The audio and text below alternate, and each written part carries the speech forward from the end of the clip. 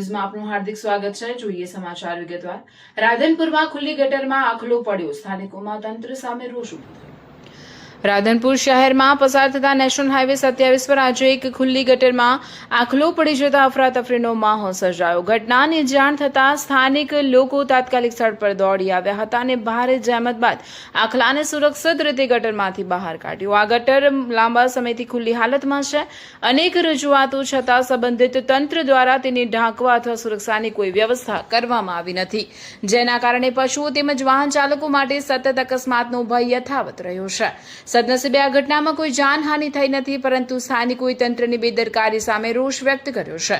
તેઓએ ચેતવણી આપી છે કે જો સમયસર કાર્યવાહી નહીં કરવામાં આવે તો ભવિષ્યમાં કોઈ ગંભીર અકસ્માત સર્જાઈ શકે છે। સ્થાનિકોએ નેશનલ હાઈવે ઓથોરિટી અને સંબંધિત વિભાગને ખુલ્લી ગટરને તાત્કાલિક ઢાંકીને જરૂરી સુરક્ષા વ્યવસ્થા ગોઠવવાની માંગ કરી છે। રિપોર્ટર વિપુલ ચૌધરી।